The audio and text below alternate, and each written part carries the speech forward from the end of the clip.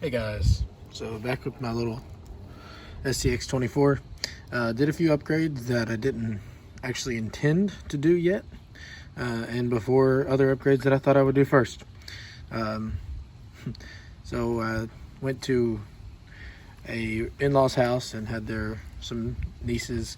I let them play with it, and they were running it through grass as fast as it would go, and even that, though they were young, they thought it was slow too, so but they were just full throttle the whole time. And it actually burned up the ESC, and I thought it was the motor, but actually it turned out to be the ESC. So I bought the Barrage motor, put that in, didn't work.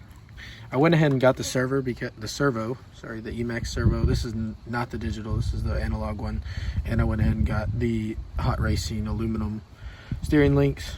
It actually adds a little bit more weight. I might throw in some pictures of the difference. It's just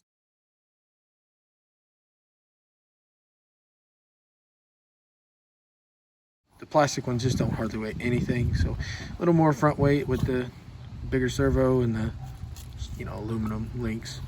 I really think it needs more rear weight now, but there's a little bit of improvement with that extra weight, I think. And then obviously the strength and power of the motor and the servo is coming through pretty strong. So I'm just gonna do a quick run with it, do my little, this is that rock that I have a hard time getting anything to happen, but it is getting closer with that weight. I just think I wanted to do tires first. I was gonna do the Patagonias just on some plastic wheels, probably the Method scaled down wheels. So apologize for any wind noise or anything. It's getting cold out here where we live, so but I was gonna go ahead and give this a little run, show you. Oh, I also did, so after watching some RC review with some of his just guests with their belly crawler low CG rigs, I wanted to try to get the body as low as possible. By the way, this little cutout in the bumper is because I had it pushed back for the just trying to get as much approach angle, but I put it back down because this bigger servo and stuff. I'm gonna probably get eventually the hot racing front bumper. That'll fix that. But I actually did a little trimming on the body, so just on the fenders, almost like an aftermarket aluminum or steel fender kit for the JLU.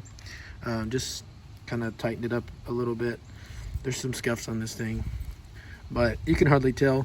But I have the front body mount lowered all the way down, and then screwed in. I had to kind of make my own little holes, so it's actually really low on the top, on the front I mean. But the back, I had done the little body lift to get more tire clearance, and I reversed that where you lift it, just lowering this tire, rear tire mount delete little axial thing. If you lower it, the body will go up, but if you put it in the stock holes, it's a little higher. I mean, the body will be lower, so it's a little less tire clearance if you don't actually adjust it. So I had done that to get more tire clearance, but now I want the body a little bit lower, but I want to keep the scale truck, look. So once again, I'm doing this one-handed, but you can just see the modulation is fantastic with that new motor. And then I got some pretty good size rocks for this little thing, but you can just crawl up this. Like I've got it in the medium mode.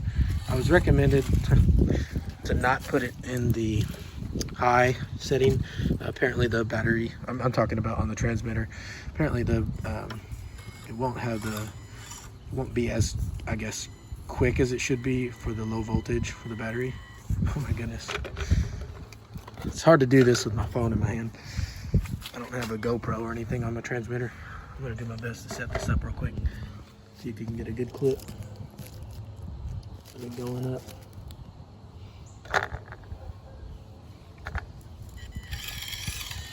It definitely is a little faster than this as well, but I don't really care about that a whole lot. It's all about lining that rear wheel up with that little divot in the rock. Right there, it wants to start to catch, but then it just kind of pitch over. Just a little bit too much side angle. I'll try the other side real quick. But yeah, the power of the motor and everything is fantastic. Obviously the servo is, I knew it was going to be good, but the motor, it's showing more. I just thought I'd upgrade it since I thought I needed to replace it anyway. But I put that new one on and with the Barrage motor in, and nothing was happening. You do have to reverse those little. I wanted to see if there was a difference, because I think there might be a couple different motors, and I've seen a few different people put in, and I don't know if they all need to be reversed, but this one definitely does. Oh, see right there, just hits that, get the tire in that, and then it wants to fall over. So I think if I get a little more weight, I can get it to hit that, and maybe it'll. And also I want softer tire compound, because if it's up underneath this, these are just rubbing, they're not actually trying to grip anything. So say hit right here, but let me go ahead and go around this and try to get some shots for you guys.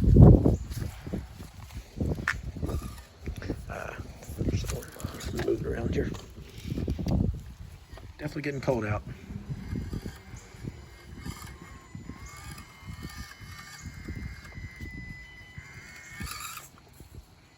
This is a little bit new section for me right here. I have to move this rock around a little bit. It was bottom kind of high centering quite a bit.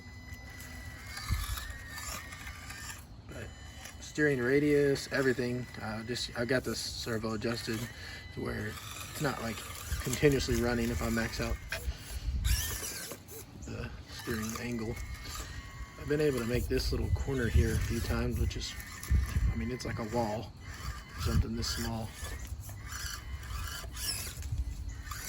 You can see it can be a little jumpy if you weren't trying hard enough with the throttle control, but it can be extremely slow as well.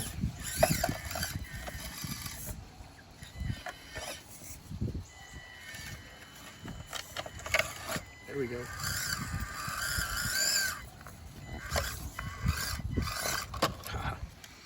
Dogs are checking it out.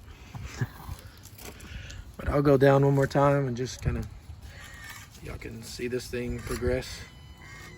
If anyone ever watches this stuff, it's kind of more for me to keep track of what I've done to it. I do plan on painting that little servo horn. See, a little high center right there, but just enough tire on the ground will get you enough grip to fall over it.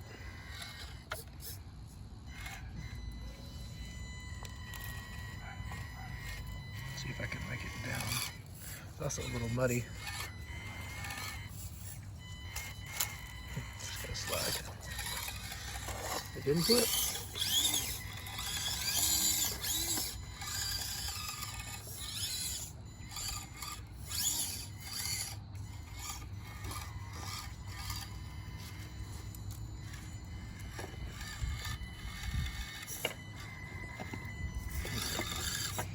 You can hear the servo when it gets under a little load, but it is pretty good at powering through things.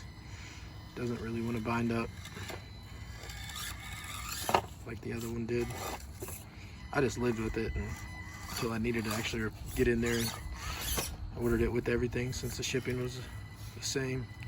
It's not an expensive part, so definitely recommend it for what you get out of it. Definitely a little louder, I feel like, but not obnoxious. I was thinking maybe my pinion wasn't lined up well, but I haven't had any issues. No clicking or anything.